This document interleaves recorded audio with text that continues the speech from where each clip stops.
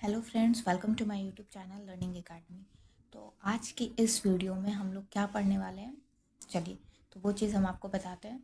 तो आज का जो हमारा वीडियो है वो है क्लास 10th के बच्चों के लिए जो बिहार बोर्ड के हैं। ठीक है, बिहार बोर्ड जो मैट्रिक बोर्ड का, मैट्रिक का या 10th क्लास का आप कह लीजिए, जो नेक्स्ट ईयर एग्ज़ाम आप लोग देने वाले हैं उन बच्चों के लिए आज का वीडियो है। तो हमने आप लोगों से कम्युनिटी पोस्ट करके ये पूछा था कि 2025 का जो बोर्ड एग्ज़ाम है उसके प्रिपरेशन के लिए हम लोग मैथ या साइंस में से कौन सा चैप्टर शुरू करें। तो आप लोगों ने सबसे ज़्यादा वोट किया था त्रिकोणमिति पे, जो कि मैथ का ही चैप्टर है, यानी कि गणित के विषय का चैप्टर है, और वो चैप्टर है 8, है ना। उसमें ये त्रिकोणमिति का परिचय दिया हुआ है। तो और कुछ बच्चों ने वोटिंग किया है फिजिक्स के मानव नेत्र और रंग बिरंगा संसार पे, यानी कि वो भी आप लोग पढ़ना चाहते हैं। तो उसका भी वीडियो जल्दी हम लेके आएंगे, बट ये इम्पॉर्टेंट ज़्यादा है। वो भी चैप्टर इम्पॉर्टेंट है फिजिक्स का, लेकिन मैथ जो कि जिससे अधिकतर बच्चे डरते हैं, और उसमें त्रिकोणमिति जैसा कि आप लोगों ने साइन थीटा कॉस थीटा ये सब सुना है, तो उसके लिए और भी बहुत बच्चे एक्साइटमेंट भी रहता है सब बच्चों में कि ये चैप्टर हमें पढ़ना है, इसे इसमें क्या हमें जानना है, इसको कैसे बनाना है, तो ये सारी चीज़ें इसमें होती हैं। ठीक है, चलिए तो आज का जो हमारा क्लास है इसी पे है, त्रिकोणमिति का परिचय हम लोग ये जो चैप्टर है आज शुरू करने वाले हैं। और इसका जो बेसिक नॉलेज है सबसे पहले हम लोग वो समझ लेंगे, फिर हम लोग एक्सरसाइज को बनाएंगे, क्योंकि बेसिक जानकारी होना बहुत ज़रूरी है। जब तक आप वो नहीं समझेंगे तब तक आप एक्सरसाइज नहीं बना पाएंगे। जिसमें जो बेसिक नॉलेज है इस चैप्टर का, उसमें आपका आ जाएगा फॉर्मूला वगैरह जो भी है, जिससे आप एक्सरसाइज बना पाएँ। ठीक है, तो इन शॉर्ट में अगर हम कहें तो आज का जो वीडियो है वो बिहार बोर्ड के स्टूडेंट के लिए है जो इस साल क्लास 10th में आए हैं, नेक्स्ट ईयर क्लास 10th का एग्ज़ाम देने वाले हैं। ठीक है, तो आज का वीडियो हम लोग क्लास 10th के गणित विषय का जो चैप्टर है त्रिकोणमिति, उसी को शुरू करने वाले हैं आज के इस वीडियो में। चलिए वीडियो स्टार्ट करते हैं। वीडियो शुरू करने से पहले आपसे एक छोटी सी रिक्वेस्ट है कि अगर आप हमारे यूट्यूब चैनल पर नए हैं तो प्लीज़ हमारे यूट्यूब चैनल को सब्सक्राइब करके बेल नोटिफिकेशन पर क्लिक कर दीजिए, ताकि आपको आने वाले वीडियो के नोटिफिकेशन सबसे पहले मिल सके। चलिए आज का वीडियो शुरू करते हैं। तो सबसे पहले त्रिकोणमिति जो चैप्टर है, इस त्रिकोणमिति के चैप्टर में आपको सबसे पहले ये जानना होगा कि त्रिकोणमिति का अर्थ क्या होता है। ठीक है, तो वो हम आपको यहाँ पे बताते हैं। त्रिकोणमिति है ना, तो इसको हम लोग क्या करेंगे, 3 भागों में बांट देंगे। त्रिकोणमिति जो है वो 3 भागों में बटा हुआ है, त्रिकोण और मिति। ठीक है, त्रि का मतलब होता है 3, कोण का मतलब आप लोग को पता ही है, जो जिसे हम लोग एंगल कहते हैं। 3 कोण, और मिति का मतलब होता है माप। 3 कोणों का माप जो होता है वो होता है त्रिकोणमिति। ठीक है, तो त्रिकोणमिति का अर्थ क्या होता है ये तो आप लोगों को पता चल गया। त्रिकोणमिति को इंग्लिश में हम लोग क्या कहते हैं, ट्रिगोनोमेट्री। ट्रिगोनोमेट्री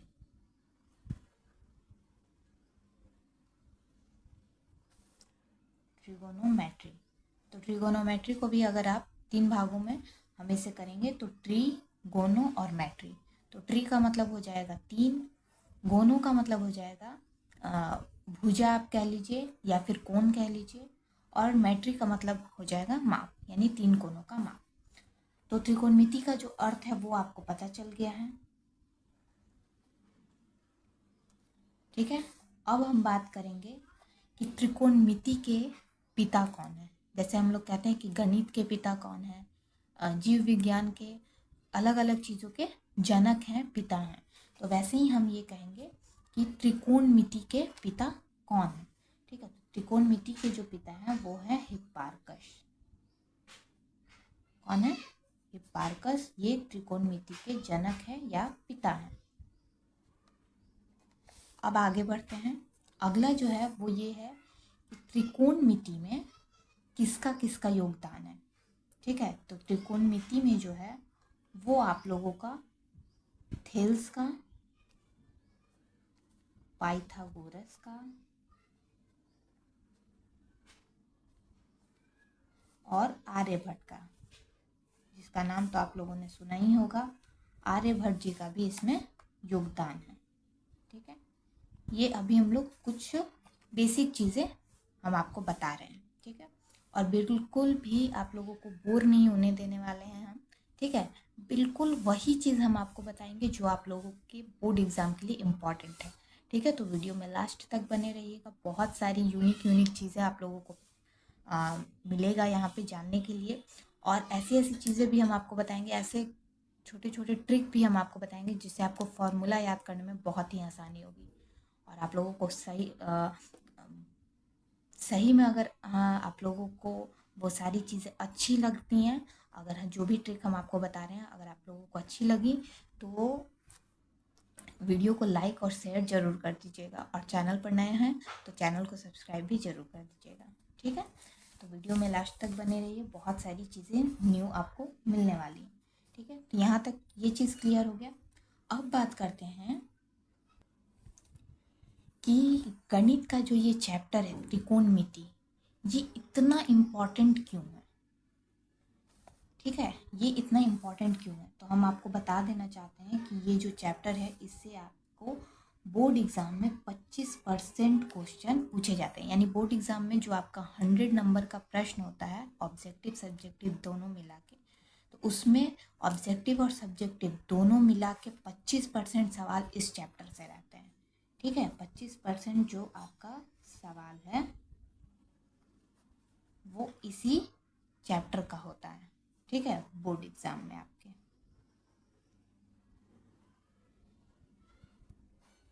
ठीक है, अगला जो त्रिकोणमिति का जो पॉइंट है वो ये है कि त्रिकोणमिति का यूज़ क्या है ना। जो त्रिकोणमिति है इसका प्रयोग क्या है। तो जो त्रिकोणमिति का ये पॉइंट है इसको समझने के लिए हम यहाँ एक उदाहरण लेते हैं।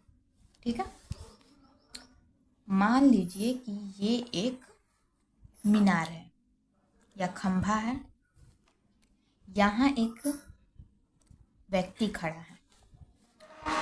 व्यक्ति जो है वो खंभा के शिखर को देख रहा है। कोई भी खंभा का शिखर क्या होता है, सबसे ऊपरी भाग। ठीक, तो जो ये शिखर को देख रहा है तो ये एक समकोण त्रिभुज बनेगा।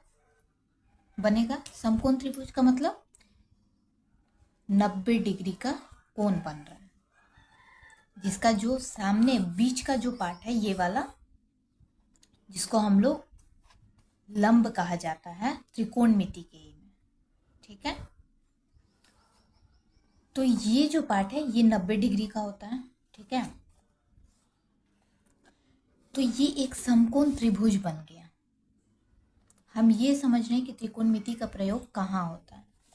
तो एक व्यक्ति है, लड़का लड़की जो भी कह लीजिए, एक व्यक्ति है जो एक खंभे के शिखर को देख रहा है, तो उससे क्या होता है, समकोण त्रिभुज यहाँ पे बन रहा है। ठीक है, अब अगर हम ये कहें कि सिर्फ इस फिगर को देख के आप ये बता दें, या फिर अगर हम इस व्यक्ति को कहें कि व्यक्ति जो है वो बिना मापे यानी बिना मेजरमेंट किए वो इस खंभे की ऊंचाई बता दे, तो क्या ये संभव है? नहीं है ना, तो ये संभव नहीं। चलिए वैसे ही एक और एग्जाम्पल लेते हैं। दूसरा एक एग्जाम्पल है, ये जो एग्जाम्पल हम आपको दे रहे हैं ये आपके बुक में भी है, जो आपका एनसीईआरटी का बुक होगा मैथ का, उसमें भी आपको ये उदाहरण मिल जाएगा। उदाहरण में ये है कि जो गुब्बारा उड़ता है, गर्म गैस वाला जो गुब्बारा होता है, जिसमें लोग बैठ करके और आसमान की ओर जाते हैं और वहाँ से सब नज़ारा देखते हैं, वो गुब्बारा आपने देखा होगा। ठीक है, तो एक गर्म हवा वाला गुब्बारा हवा में उड़ रहा है। ठीक है, यहाँ पे हम मान लें कि ये एक गुब्बारा है। ठीक है, अब आसमान में जब ये उड़ रहा है, ठीक है, ये जो आसमान में उड़ रहा है तो इसको एक लड़की देख लेती है। यहाँ पे एक लड़की है, ये लड़की इस गुब्बारे को देख रही है। देखने के बाद वो अपनी माँ के पास दौड़ कर जाती है और अपनी माँ को तुरंत घर से बाहर निकल कर मतलब कि गुब्बारा देखने के लिए बोलती है और उसकी माँ जो है वो दौड़कर बाहर आती है। और जब उसकी माँ बाहर आती है और दोनों जब उस साथ में आकर देखते हैं तो वो जो गुब्बारा है वो यहाँ आ गया होता है। ठीक है, यानी कि अब वो इस तरह से देख रहे हैं। ठीक है, तो अभी तक जो था, जो लड़की ने देखा वो इस तरह से था, वो इस तरह से, और अब इस तरह से हो गया। एक चीज आप देखिएगा कि सब में 90 डिग्री का कोण बन रहा है। यानी एक चीज तो आपका क्लियर हो गया है कि त्रिकोणमिति में आपको समकोण त्रिभुज पे पढ़ने को मिलेगा। यानी कि समकोण त्रिभुज के बारे में ही आपको जो भी चीजें सॉल्व करनी होंगी वो समकोण त्रिभुज पे ही सॉल्व करना होगा, जो भी प्रश्न होगा। ये चीज क्लियर है। यहाँ पे एक पॉइंट हम लिख लेते हैं कि त्रिकोणमिति में जो त्रिभुज होगी वो होगी समकोण त्रिभुज। जो होती है, जिस त्रिभुज को आपको पढ़ना होता है वो होता है समकोण त्रिभुज। ठीक है,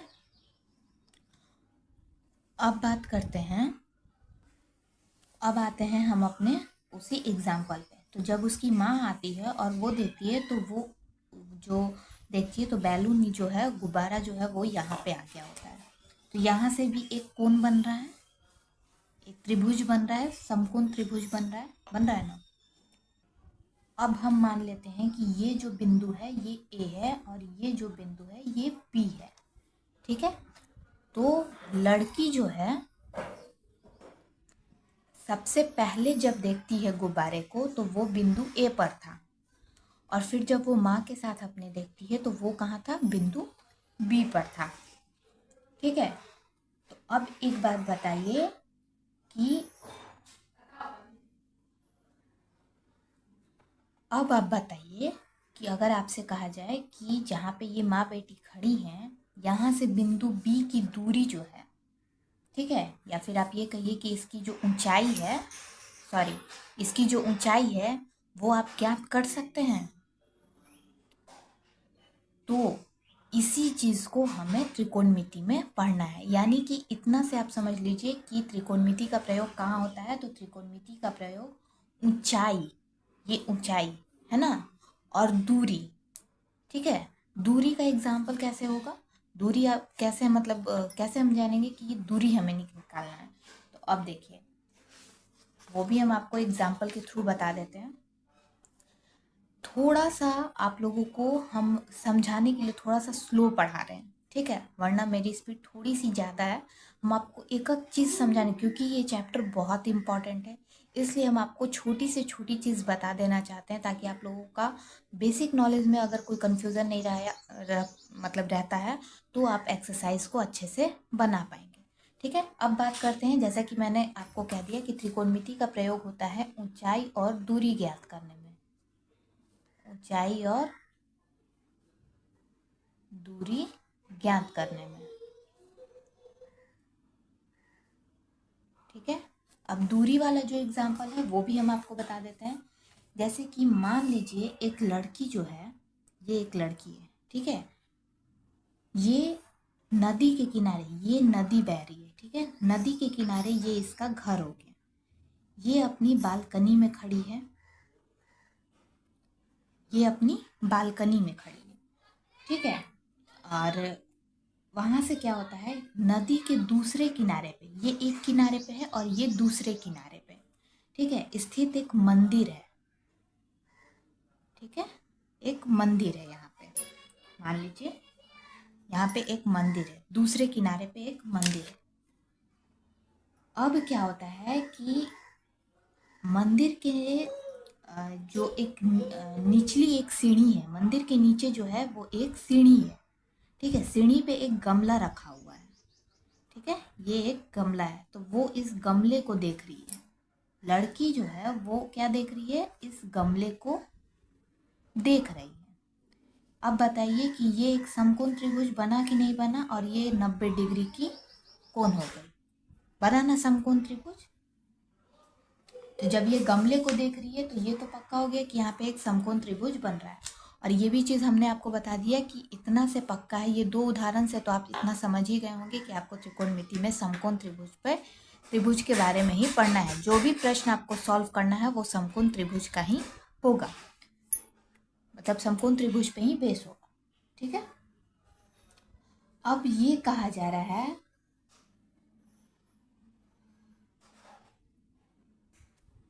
कि जो लड़की है, अगर आपको इसकी ऊंचाई ज्ञात हो, ठीक है, जहाँ लड़की जिस बालकनी में बैठी है, अगर उसकी आपको हाइट जो है वो ज्ञात होती है, तो क्या आप नदी की चौड़ाई, ये जो नदी है इसकी चौड़ाई निकाल सकते हैं, है ना। यहाँ पे आपको कुछ भी नहीं दे रहा था, लेकिन यहाँ पे ये बोला कि ये जहाँ खड़ी है अपनी बालकनी में, घर की बालकनी में, तो उसका अगर आपको ऊंचाई मालूम है तो क्या आप नदी की चौड़ाई ज्ञात कर सकते हैं, है ना। तो बस यही चीज़ें हैं आपको, जो कि त्रिकोणमिति का प्रयोग यहीं पे होगा और ये सारे सवालों के जवाब हमें मिल जाएंगे। तो त्रिकोणमिति का प्रयोग कहाँ होता है ये हमने जान लिया है।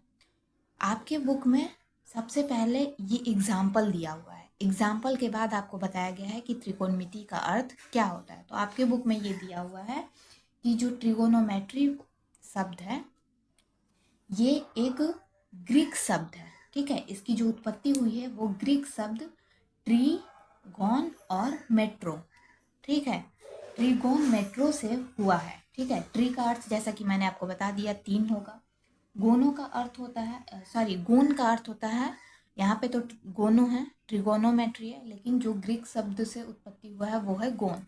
तो जो गोन है वो उसका अर्थ होता है भुजा, ठीक है। और मेट्रोन का अर्थ होता है माप, ठीक है, जो कि हमने आपको यहाँ पे बता दिया है। जब आप अपने बुक में आगे पढ़ेंगे तो दिया हुआ है कि त्रिकोणमिति में एक त्रिभुज की भुजा या कोनों के बीच के संबंधों का अध्ययन किया जाता है, यानी कि जो समकोण त्रिभुज आपको मिलेगा उसकी भुजा या कोण, ठीक है, भुजा और कोण के बीच का जो संबंध है, जो रिलेशन होगा, वही आपको इसमें त्रिकोणमिति के चैप्टर में पढ़ना होता है। तो आपने इतना समझ लिया, अब हम आगे बढ़ेंगे। एक चीज़ हम आपको यहाँ पे रिवीजन के तौर पे बता रहे हैं, ठीक है, कि आप लोगों का रिवीजन हो जाए। इतना तो आप लोगों को पता है कि 90 डिग्री से जो छोटा कोण होता है वो न्यून कोण होता है। छोटा कोण जो होता है वो क्या होता है, न्यून कोण होता है, ठीक है। जो 90 डिग्री का ही कोण होता है उसको क्या कहते हैं, समकोण।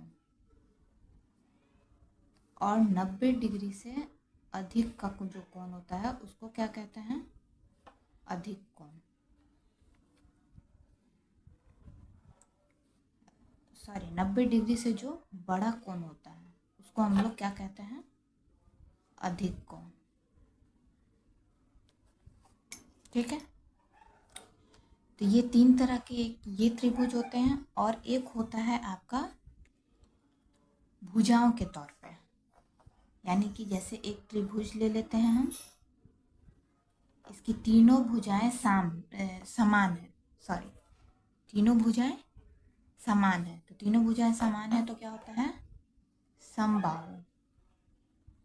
समबाहु त्रिभुज जिसकी 2 भुजा समान हो और तीसरी भुजा असमान है, यानी कि ये 3 है, ये 3 है और ये 4 है, तो समद्विबाहु। और एक होता है जिसकी कोई भुजा समान नहीं होती है, ये 5 है, ये 6 है, ये 7, ए बी सी, ये एक त्रिभुज, पी क्यू आर, ये एक त्रिभुज, डी ई एफ, ये एक त्रिभुज है, ठीक है।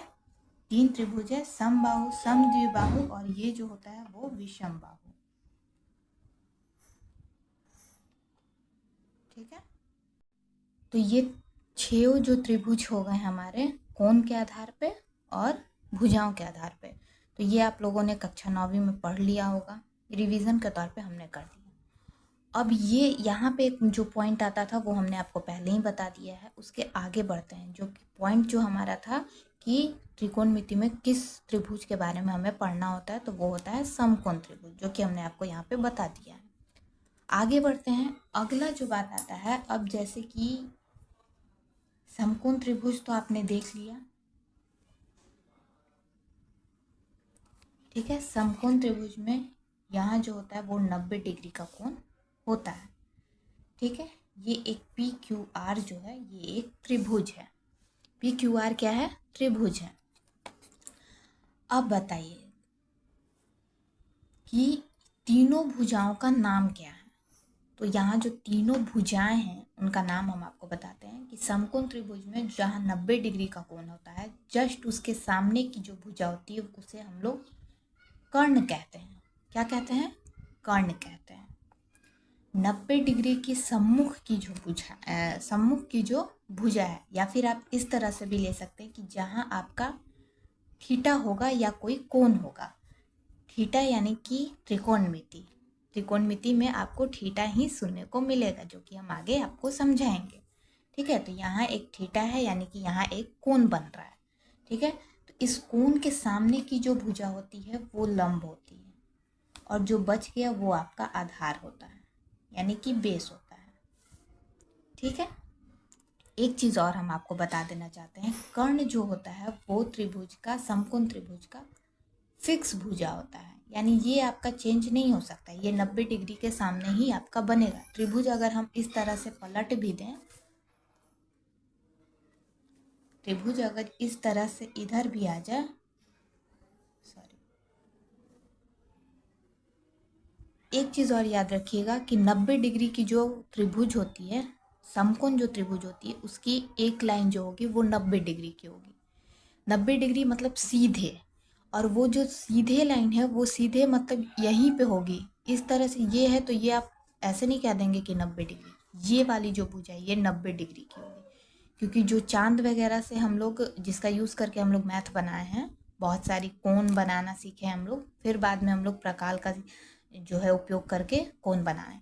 तो चांद में आप देखिएगा या फिर प्रकाल से भी आपने 90 डिग्री का कोण बनाया है तो वो इसी तरह से बनता है। तो समकोण त्रिभुज में जो त्रिभुज है वो एक, ये जो होता है ये 90 डिग्री का, ठीक है। तो ये आपका, अगर हम त्रिभुज इधर भी पलट दें और ये आपका आ गया 90 डिग्री, और इसके सामने की भुजा ये आपका हो गया कर्ण, तो ये आपका फिक्स भुजा है, इसमें कोई अंतर नहीं पड़ता है, कोई भी आपका चेंजिंग नहीं होता है, ठीक है। अब बात करते हैं कि अगर थीटा यहाँ की जगह यहाँ आ गया, क्योंकि यहाँ तो 90 डिग्री है, यहाँ तो थीटा आएगा नहीं, यहाँ या यहाँ आएगा। तो अगर थीटा यहाँ आ जाता है तो इसके बेस पे आपका जो लंब होगा वो क्या हो जाएगा? इसके बेस पे आपका लंब ये हो जाएगा और ये आपका आधार हो जाएगा। क्लियर है? या फिर आप यहीं पे ले लें, तो ये अगर थीटा इधर के त्रिभुज में इधर आता है तो लंब हो जाएगा फिर ये, और आधार हो जाएगा आपका ये। आ गई बात समझ में? चलिए, अब इसी त्रिभुज में अगला जो पॉइंट हम आपको बताने वाले हैं वो ये है कि कर्ण जो होती है वो सबसे बड़ी भुजा होती है, ठीक है। कर्ण जो होती है वो समकोण त्रिभुज की सबसे बड़ी भुजा होती है, और ये दोनों में से आप किसी को भी छोटी भुजा कह सकते हैं, क्योंकि जरूरी नहीं है कि लंब ही छोटी भुजा होगी या फिर आधार ही छोटी भुजा होगी, ठीक है। लेकिन कर्ण बड़ी भुजा होगी ये एकदम पक्का है, ठीक है। छोटी भुजा लंब या आधार दोनों हो सकती है, ठीक है। ये दोनों छोटी भुजा हो सकती है,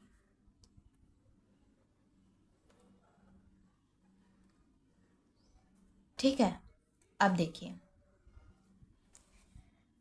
अब जैसे कि यहाँ तक ये सारी चीज़ें तो आपको पता चल गई, इम्पॉर्टेंट पॉइंट हम आपको बता रहे हैं।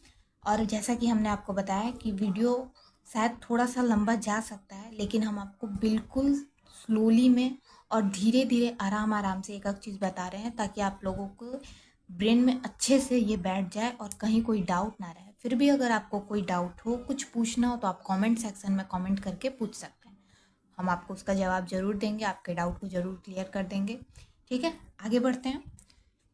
देखिए, अगर आपको किसी त्रिभुज की भुजा दी गई है, ठीक है, और पूछा जाए आपसे कि ये जो भुजा है, भुजा 3 है, ठीक है। तो अगर हम कहते हैं यहाँ पे ये 3, ये 4, ये 5, ये एक त्रिभुज की भुजा है, और कहा जाए अगर आपसे कि आप कैसे बताएंगे कि ये एक समकोण त्रिभुज की भुजा है, समकोण त्रिभुज की भुजा है, करेंगे ठीक है। तो इतना तो हमें पता है कि जो हमारी समकोण त्रिभुज की बड़ी भुजा होती है वो कर्ण होती है।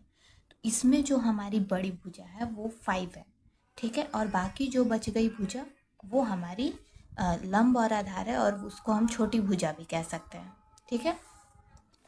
तो हम यहाँ पे क्या करेंगे, यहाँ पे जो है ये P या B जो भी है, ठीक है। तो हम यहाँ पे क्या करेंगे, इसको जानने के लिए ये फॉर्मूला लगाएंगे, h² equal to P² plus B², ठीक है। h का स्क्वायर क्या है, 5 का स्क्वायर इक्वल टू 3 का स्क्वायर प्लस 4 का स्क्वायर, ठीक।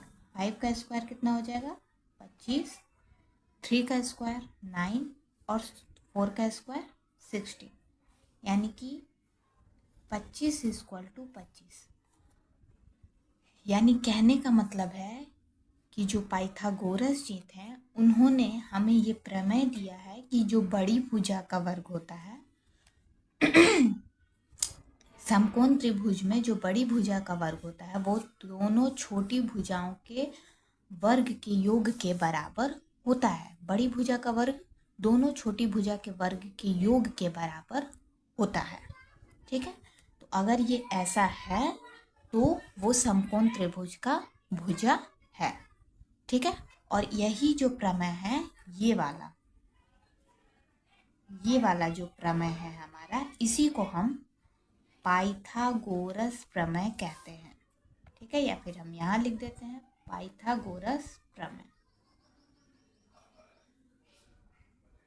पाइथागोरस प्रमेय, ठीक है। यानी कि जो हमारी बड़ी भुजा है उसका वर्ग दोनों छोटी भुजा के वर्ग के योग के बराबर होता है, किसमें, तो समकोण त्रिभुज में। अब देखिए ये है पाइथागोरस प्रमेय। अब जब हमें ये पता चल गया है तो जब आप एक्सरसाइज बनाएंगे तो उसमें आपको समकोण त्रिभुज दिया रहेगा जिसमें 2 भुजा दी रहेगी और 1 भुजा नहीं दी रहेगी। वो कर्ण आधार हो सकता है, आधार लंब हो सकता है, कर्ण लंब हो सकता है, कर्ण आधार हो सकता है, ठीक है, आधार लंब हो सकता है। तो इस तरह से तो कोई एक भुजा आपको ज्ञात करने को दिया रहेगा तो उसके लिए आपका ये वाला फॉर्मूला लगेगा, ठीक है। और यहाँ पे P और B का मतलब ये है या फिर H का मतलब ये है कि जो हमारी यहाँ पे भुजा है त्रिभुज की, समकोण त्रिभुज की, यहाँ पे लंब को P से हम लोग P सिंबल दे रहे हैं और इसको P से ही परपेंडिकुलर कहा जाता है, ठीक है। जो हमारा आधार इसको B से कहा जाता है और कर्ण को H से कहा जाता है, ठीक है। तो जिसको जिस चीज़ से आसानी हो ये फॉर्मूला आपको याद करना होगा, तभी आप ये वाला जो मतलब जो एक्सरसाइज है हमारा एक्सरसाइज 8.1, ठीक है। हो सकता है 8.2 में भी ये फॉर्मूला आपको मिल जाए, लेकिन 8.1 में आपको इसकी खास ज़रूरत होगी, तो ये फॉर्मूला आपको याद करना होगा, ठीक है। तो फ्रेंड्स अब हम आगे बढ़ेंगे। यहाँ पे ये पॉइंट हमारा ख़त्म होता है पाइथागोरस प्रमेय। आगे बढ़ते हुए अब हम उस पॉइंट पे आते हैं जो इस चैप्टर का बहुत ही इम्पॉर्टेंट पॉइंट है, ठीक है। वैसे तो सारे पॉइंट इम्पॉर्टेंट थे, लेकिन वो पॉइंट इसलिए इम्पॉर्टेंट है क्योंकि उन वर्ड्स को आपने सुना है जो कि इसी चैप्टर का है, और वो वर्ड्स है साइन थीटा, कॉस थीटा, जिसके लिए लोग इस चैप्टर को पढ़ने के लिए बहुत एक्साइटेड रहते हैं। तो वो क्या है, ये जो साइन थीटा कॉस थीटा है वो क्या है, तो वो जो है वो त्रिभुज जो है हमारा समकोण त्रिभुज है उसकी साइड्स का रेशियो है, यानी भुजाओं का जो है वो अनुपात है, ठीक है। तो वो हम आपको यहाँ पे बताने जा रहे हैं।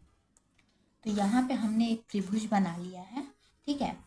और यही समकोण जो हमारा त्रिभुज है इसकी जो साइड्स का रेशियो है जिसको भुजाओं का अनुपात कहा जाता है, यानी साइड्स का रेशियो यानी कि भुजाओं का अनुपात, तो उसको 6 भागों में बांटा गया है।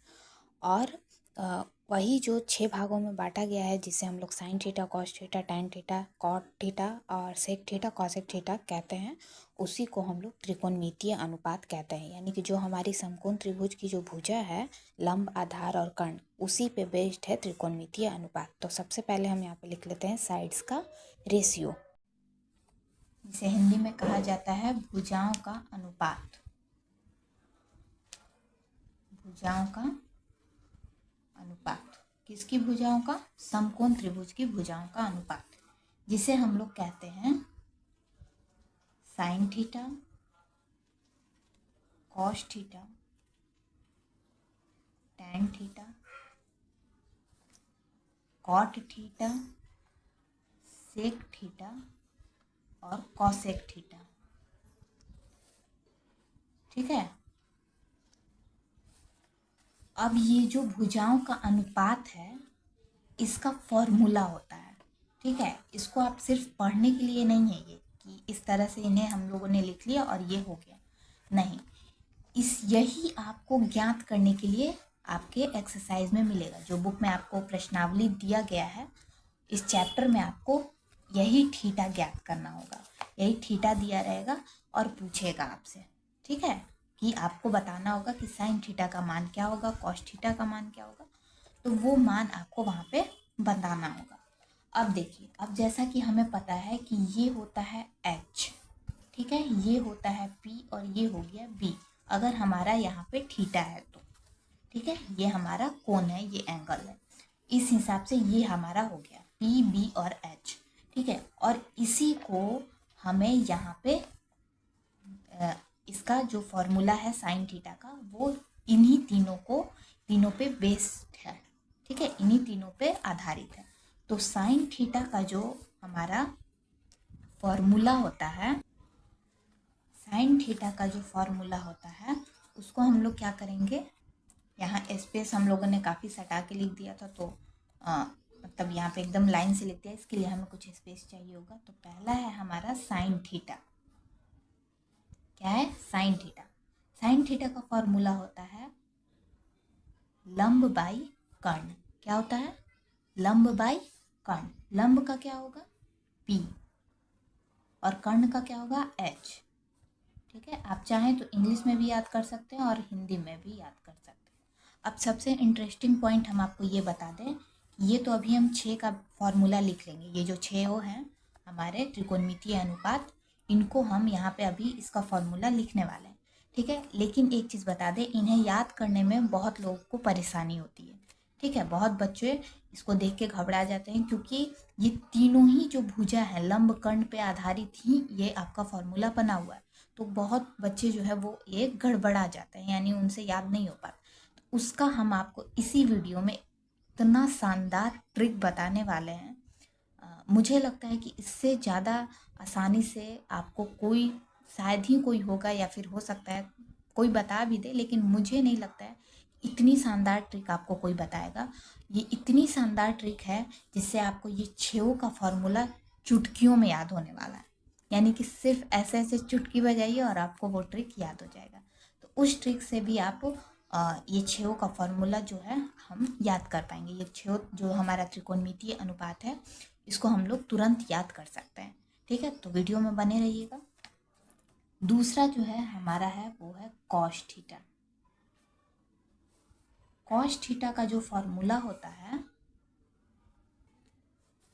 वो होता है आधार बाई कर्ण। आधार का क्या होगा? b और कर्ण का क्या होगा? h। यहाँ लिख देंगे आधार बाई कर्ण। तीसरा जो है हमारा टैन थीटा है। टैन का होता है लंब बाई आधार। लंब का क्या होगा? p, आधार का होगा b। यहाँ लिख देंगे लंब बाई आधार।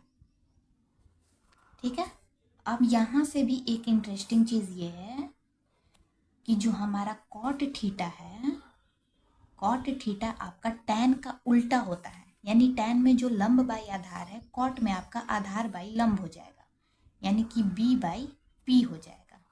ठीक है, तो ये हो गया आपका आधार, ये हो गया आपका लंब। अब इसके आगे भी इंटरेस्टिंग पॉइंट ये है कि जो हमारा कॉस थीटा है, ठीक है, तो जो हमारा यहाँ पे सेक थीटा है, सेक थीटा जो है आपका वो कॉस थीटा का उल्टा है। कॉस में क्या है? b बाई एच, तो यहाँ हो जाएगा h बाई बी, यानी कि कर्ण बाई आधार। कर्ण बाई आधार। देखा कितना इंटरेस्टिंग इसमें चीज़ें हैं। ऐसे ही हम आपको और भी इंटरेस्टिंग चीज़, वैसे तो ये आपको पढ़ना ही है, लेकिन आसानी से याद हो जाने का शानदार ट्रिक और बहुत ही अच्छी अच्छी चीज़ों के साथ, जिससे आपको मैथ से बिल्कुल भी डर ना लगे वो सारी चीज़ें हम आपको आने वाले वीडियो में भी बताते रहेंगे। तो अगर आप हमारे यूट्यूब चैनल पर नए आए हैं तो चैनल को सब्सक्राइब जरूर कर लीजिएगा, और वीडियो पसंद आ रहा हो तो वीडियो को लाइक भी ज़रूर करिएगा, शेयर भी ज़रूर करिएगा। ठीक है, छठा पॉइंट आते हैं। छठा है कॉसेक, सबसे लास्ट, कॉसेक थीटा। कॉसेक जो है वो बच गया साइन हमारा, तो साइन का उल्टा होता है h/p, यानी कि कर्ण बाई लंब। क्लियर है? तो ये होता है त्रिकोणमितीय अनुपात, ये इसका फॉर्मूला है त्रिकोणमितीय अनुपात। इसी के थ्रू आप अपना एक्सरसाइज जो है 8.1 वो आपको बनाना है। ठीक है, अब एक चीज़ और बता दें कि अगर किसी बच्चे को इस तरह से याद नहीं होता है, वैसे तो साइन कॉस टेन अगर आपको याद हो गया तो ये तीनों का भी आपको याद हो जाएगा, बट अगर आपको ये याद नहीं होता है, ठीक है, तो उसका भी एक शॉर्ट ट्रिक है, वो हम आपको यहाँ पे बता देते हैं। देखिए, जैसे कि हम एक बॉक्स बनाते हैं, ठीक है, बॉक्स को हम ऐसे डिवाइड करते हैं 3 भाग में। ओके, 3 भाग में हमने यहाँ पे डिवाइड कर दिया है। अब एक चीज़ आप हमको बताइए कि ये जो हमारा, जिसको इंग्लिश में हम लोगों ने सिंबल दिया है कि लंब को हम लोग परपेंडिकुलर, आधार को बेस और कर्ण को एच से सिंबल किया गया है। ठीक है, इसका सिंबल जो है वो एच है। ठीक है, तो अगर हम लोग हिंदी में, अगर हिंदी मीडियम बच्चे हैं और उन्हें याद करना हो, तो अगर लंब कर्ण की तरह याद नहीं हो पाता है बाई चांस, तो उसको हम लोग इस तरह से भी लिख सकते हैं कि लंब का एल और कर्ण का के। जैसे कुछ वर्ड्स ऐसे होते हैं ना, जैसे कि हम लोग कहते हैं कि जा रहे हैं, तो अगर आप व्हाट्सएप पे कोई चीज़ टाइप करेंगे तो हम लिख देते हैं क्या, जैसे कि हिंदी का ही हम लोग इंग्लिश। ठीक है, जैसे कि ये नहीं कि सेव का एप्पल, सेव को हम SE भी लिख सकते हैं, तो वैसे ही तो लंब का क्या हम लोग सिंबल दे सकते हैं, L, कर्ण का क्या दे सकते हैं, K, आधार का क्या हो जाएगा, A, है ना, कर्ण का क्या हो जाएगा, K, लंब का क्या हो जाएगा, L, और आधार का क्या हो जाएगा, A। तो यही ट्रिक है आपका शानदार ट्रिक, LAL KKA, यही तीनों का ट्रिक यहाँ पे हमने लिख दिया है। LK आपका साइन का हो गया, AK आपका कॉस का हो गया, LA आपका टैन का हो गया। यहाँ ऊपर लिख लीजिए साइन, कॉस और टैन। ठीक है, अब आप ध्यान दीजिए, तो हमने क्या कहा कि ये तीनों जो बाकी जो बच गए हमारे कॉट, सेक और कॉसेक, ये तीनों आपके इन्हीं तीनों के विपरीत हैं। यानी टैन जो है आपका कॉट का विपरीत है, कॉस जो है आपका कॉट जो है आपका टैन का विपरीत है, सेक जो है आपका कॉस का विपरीत है, और कॉसेक जो है वो साइन का विपरीत है। तो लाल कक्का अगर आपको याद हो जाता है तो फिर आपको इतना लंबा फॉर्मूला याद करने की कोई ज़रूरत नहीं है। लाल कक्का याद हो गया तो ऊपर से साइन कॉस टैन, नीचे से कॉट सेक कॉसेक। क्लियर है? तो 2-3 ट्रिक हमने आपको बता दिया है, पाइथागोरस प्रमेय बता दिया है, यानी कि इस चैप्टर को बनाने के लिए वो सारी इम्पॉर्टेंट चीज़ों को हमने आपको बता दिया है। ठीक है, तो उम्मीद है आपको त्रिकोणमिति का जो परिचय चैप्टर है, इसका जो बेसिक नॉलेज हमने आपको दिया है वो आप लोगों को समझ में आ गया होगा। ठीक, तो फ्रेंड्स, इस चैप्टर्स के बेसिक नॉलेज और इस चैप्टर का जो पहला एक्सरसाइज है, एक्सरसाइज 8.1, उसको बनाने के लिए जो भी फॉर्मूला था वो हमने आपको बता दिया है। उम्मीद है आपको समझ में आ गया होगा जो भी चीज़ें हमने आपको इस चैप्टर के बारे में बताई हैं।